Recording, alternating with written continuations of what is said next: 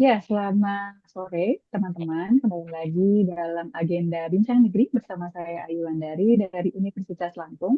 Di kesempatan kali ini, saya berkesempatan untuk bisa berbincang secara virtual dengan beberapa dosen dari perguruan tinggi di Provinsi Lampung. Di sini sudah ada Mas Arifin dari Politeknik Negeri Lampung dan juga Mbak Frida Yasar Maula dari ITERA.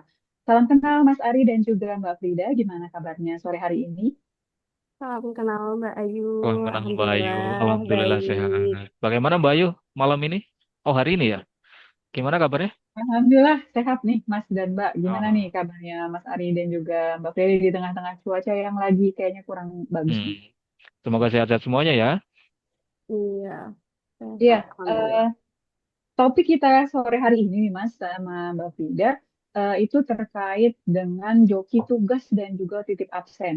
Kayaknya itu udah bukan lagi hal baru ya, mungkin udah jadi isu dari lama nih. Kalau dari Mbak Frida dan juga Mas Ari, gimana sih melihat masih adanya apa ya praktik-praktik seperti ini di dunia kampus nih? Mungkin bisa dimulai dari Mas Ari dulu. Oke, wah topiknya menarik sekali ya Mbak untuk hari ini terkait dengan apa tadi Coki ya dan Ya, joki kecurangan tugas akademik. dan juga Iya, iya. titip Menurut absen. saya sebagai seorang akademisi ya, ini jadi satu hal yang mencoreng dunia akademik karena jelas ya kita sebagai akademisi tahu kampus tempat belajar, tempat menuntut ilmu, tempat belajar attitude dan sebagainya. Ketika ada kecurangan dan sebagainya, maka sudah bisa dikategorikan sebagai salah satu tindakan yang mencederai dunia akademik. Seperti itu menurut saya. Termasuk mencederai integritas dan juga undang-undang ya Benar. Mas ya. Iya. Karena Kalau kita tarik baik. lebih tinggi gitu, Mbak, termasuk mencederai undang-undang juga. Ya, karena kampus kan merupakan tempat untuk belajar gitu ya Mas sebagai tempat untuk melatih integritas mahasiswa. Kalau dari Nah, Mbak Frida nih, gimana nih Mbak tanggapannya? Iya, kurang lebih sama sih seperti Mas Ari ya gitu, apalagi negara kita kan negara hukum ya, yang kalau misalnya kita tadi tarik dengan negara kita negara hukum, kita pasti berbicara dengan Undang-Undang 1945 ya. Kalau misalnya Ya. itu dianggap sebagai hal yang wajar, tentunya itu akan menciderai benar gitu. Dan kalau misalnya itu dibatasi gitu ya, nanti malah maksudnya dianggap hal wajar itu malah menjadi suatu kebiasaan. Sehingga harusnya kampus itu sebagai tempat belajar, tentunya kita harus membangun karakter itu sejak dini supaya nanti ke depannya mahasiswa-mahasiswa kita ini bisa menjunjung tinggi Undang-Undang 1945 itu.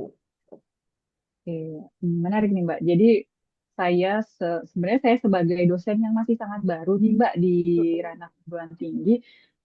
Saat ini juga kan sekarang sudah ada ya pendidikan anti korupsi kayaknya di tiap-tiap kampus. Nah itu menurut saya juga sebagai bentuk upaya pencegahan tindakan-tindakan yang mengindikasikan anti korupsi ini ya Mbak. Di kampusnya Mas Ari dan juga Mbak Frida, apakah sudah ada pendidikan anti korupsi juga? baik.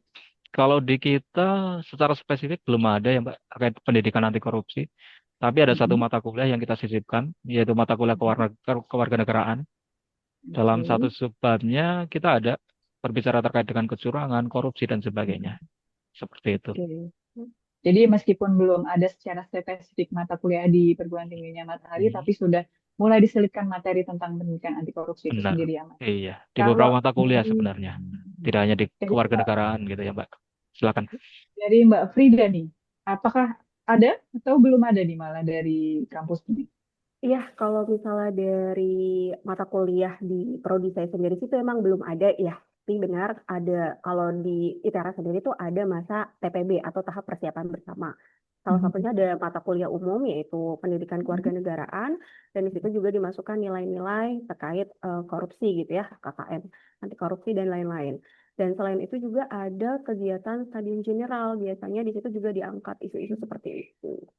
Seperti itu sih, Oh, Mbak. jadi langsung memberikan materi langsung dan contoh gitu Iya, ya Mbak betul sebagai betul. Mm-mm. pembekalan kepada mahasiswa. Menarik, Mm-mm. menarik. Jadi setiap kampus ternyata punya caranya sendiri ya untuk bisa mencegah terjadinya tindakan-tindakan kecurangan ini.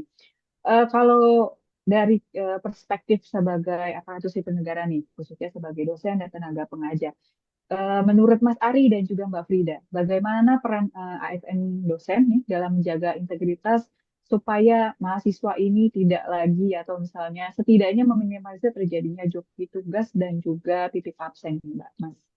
Dari Mas Ari, boleh? Boleh. Em, kita berbicara terkait dengan peran ya.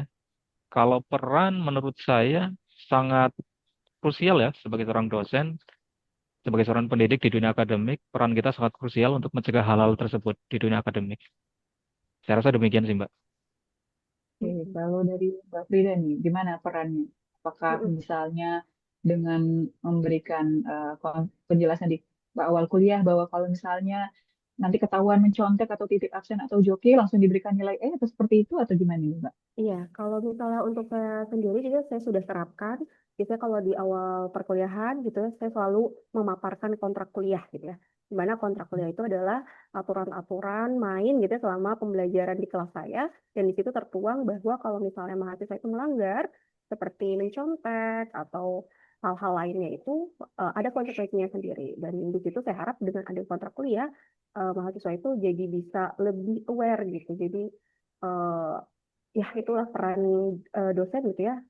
Ada hitam di atas putih karena kontrak kuliah itu juga ditandatangani oleh mahasiswa. Jadi kalaupun nanti dia melanggar ya ada buktinya. Ya, benar ya, Gitu. Mbak. Jadi harus tegas nih kita sebagai dosen Betul. dalam rangka membentuk karakter mahasiswa nih. Karena kalau nggak Iya, kayak gitu nanti mereka bisa semena-mena nih gitu kan. Oke, benar. kalau untuk pertanyaan selanjutnya nih, Mas dan Mbak, eh, apa sih pernah nggak sih kepikiran ini kalau misalnya budaya kecurangan, joki tugas, kemudian titip absen ini dibiarkan, kira-kira apa sih dampaknya untuk Indonesia ke depannya atau bahkan gimana nih masa depan bangsa kita? Dari siapa dulu boleh silakan, Mas Boleh Ari? mungkin dari saya. Em, ketika kita berbicara hal-hal kecil yang dinormalisasi gitu ya, kemungkinan kedepannya bisa jadi sebuah hal yang normal gitu kan. Padahal terkait coki, terkait mencetak dan sebagainya udah tadi ya sudah saya bilang, sudah Mbak Frida bilang juga mencederai dunia akademik gitu ke depannya.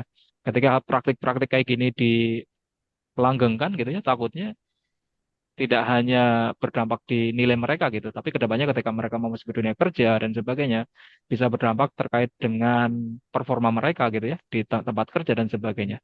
Jadi performa yang mereka dapatkan di tempat kerja nggak selaras gitu dengan visi misi perusahaan dan sebagainya. Ditakutkan seperti itu ke depannya.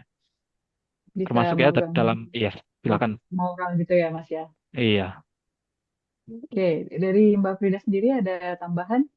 Ya, kalau dari saya sendiri, saya selalu menerapkan ini ya. Kalau misalnya sebagai seorang dosen itu, tugas kita nggak hanya mengajar mata kuliah saja gitu ya, tapi ada satu tujuan mulia yaitu bagaimana sih kita menciptakan SDM gitu ya, mempersiapkan lah lebih tepatnya mempersiapkan SDM untuk membangun negara kita gitu. Kalau misalnya dari hal seperti joki tugas dan juga titik absen ini adalah hal yang kecil itu gitu ya, dinormalisasi gitu ya, bagaimana dia nanti akan terjun ke masyarakat gitu. Jadi menurut saya ini sangat-sangat penting sekali untuk kita selalu reminder ke anak-anak kita gitu ya, ke para mahasiswa supaya mereka tetap ketika mereka terjun ke masyarakat itu mereka bisa bermanfaat dan terus menjunjung tinggi integritas gitu karena ya masyarakat mau percaya sama siapa lagi gitu dan ini harus dibangun sejak dini untuk integritas ini seperti itu sih Mbak.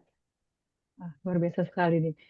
Oke, sebelum kita tutup sesi kita sore hari ini, mungkin ada pesan nih yang mau disampaikan dari Mas Ari dan juga Mbak Frida nih untuk teman-teman mahasiswa mungkin khususnya atau ke masyarakat umum. Silakan. Coba dulu nih. Boleh dari Mas Ari nih.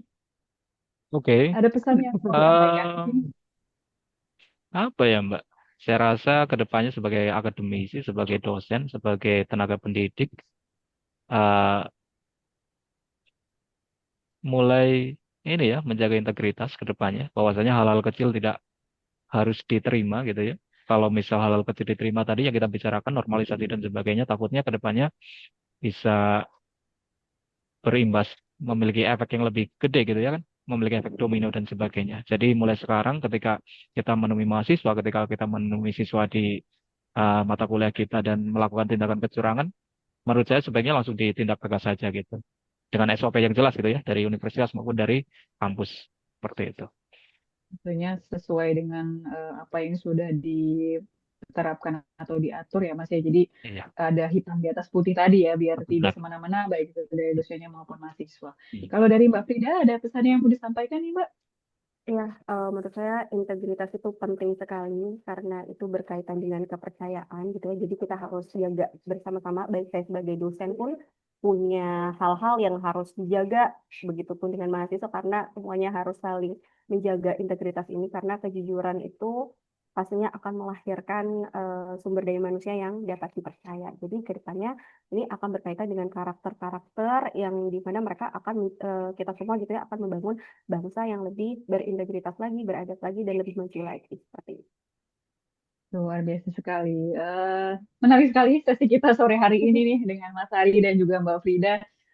Izinkan saya untuk memberikan kesimpulan nih dari topik kita pada sore hari ini. Jadi kalau saya bisa tarik kesimpulan gitu ya, integritas adalah nilai yang harus dijaga bersama, di mana kejujuran di dunia akademik itu akan membawa dan melahirkan sumber daya manusia yang dapat dipercaya ke depannya, terutama untuk generasi bangsa sekarang gitu ya, menerapkan nilai-nilai empat pilar negara bukan cuma konsep aja, bukan cuma materi yang kita dengar nih di kelas-kelas gitu, terus habis setelah ujian selesai sudah lupa gitu. Tapi nilai-nilai ini harusnya hidup dalam tindakan-tindakan kecil seperti tidak ada lagi yang namanya pelanggaran titip absen atau kemudian joki tugas gitu ya.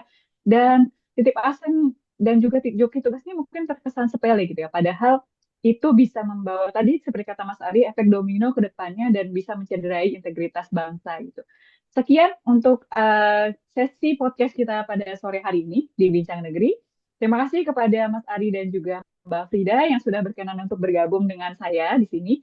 Sebelumnya saya ucapkan mohon maaf apabila ada salah. Saya akhiri. Wassalamualaikum warahmatullahi wabarakatuh. Terima kasih, Mbak Ayu. Oke.